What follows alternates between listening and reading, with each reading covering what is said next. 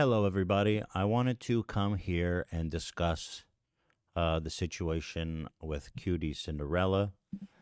I didn't really have a good opportunity to discuss it on the podcast, and I did want to say something publicly about it. So forgive me for putting it on this channel. I'll probably also talk about it on Thursday and Friday, but I just want to kind of discuss it with you guys. So on Monday's episode, we were covering the news that one of these Twitch streamers got caught paying for a deep fake subscription for one of his and featuring some of his colleagues on Twitch. And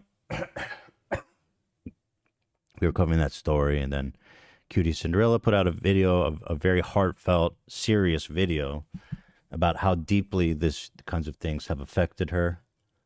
And during that video, I made the really unfortunate and stupid decision to play this stupid soundbite song of this guy singing chestnuts over an open fire.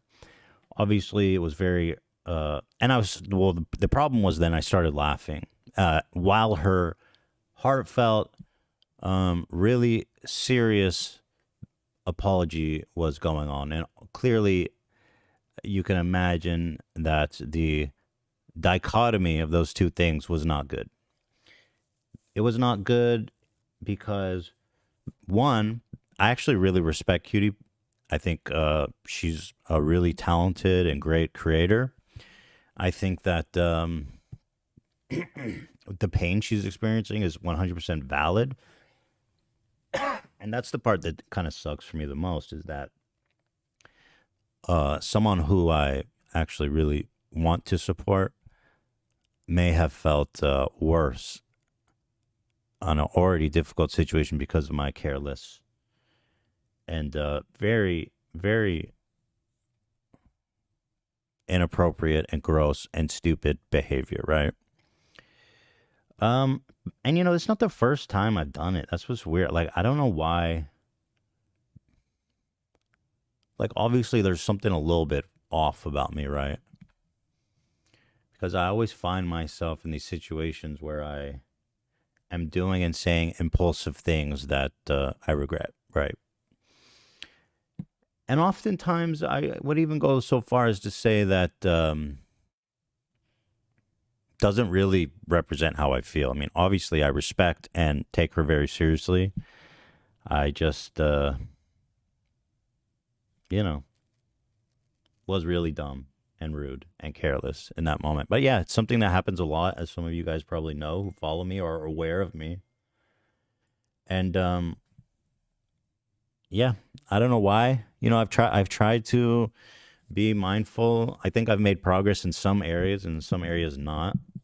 I've tried to be mindful of these of preventing these kinds of things from not happening. Obviously, the fact that I'm doing a live show makes everything, like, if it was, I mean, listen, if it was recorded, I would obviously erase it, right? That'd be obvious.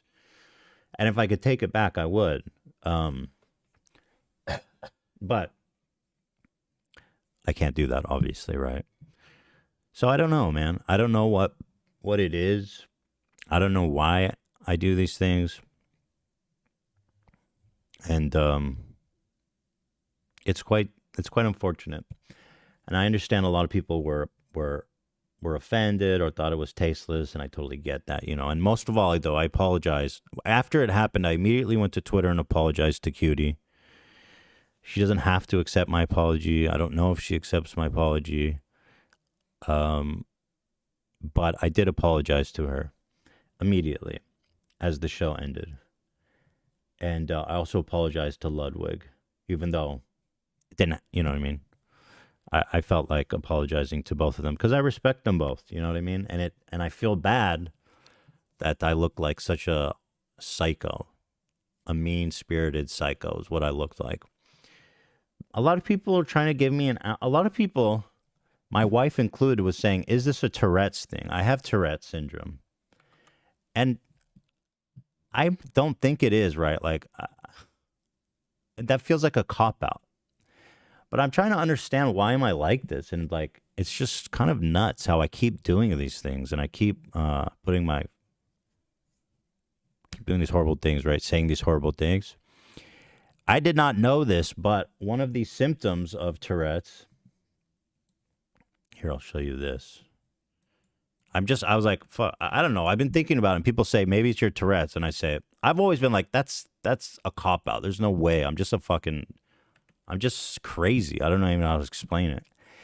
But then, so I said, okay, with Tourette's, I've always kind of like buried my head in the sand. I know I have it, but since I was a kid, the more I thought about it, the worse it was.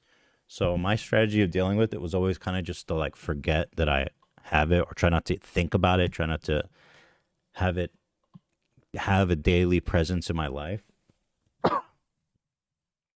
to try to feel like just normal as possible. And for the most part, I do find that strategy worked.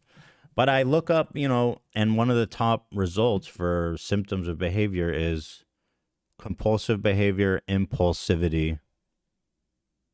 You know what I mean? Lack of restraint.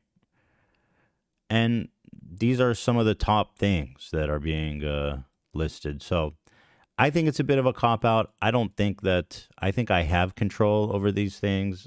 I feel I do. But I don't know. Maybe it has something to do with it. I don't know. Because I'm not really even sure how to describe it. And obviously, that doesn't absolve me of any blame, right? Like, I feel it's a cop out. But maybe, I don't know how else to describe. I don't even know how to explain it. But I am very sorry to QT. And I do feel horrible. And I, support her 100% in trying to get that stuff removed, the deep fake stuff.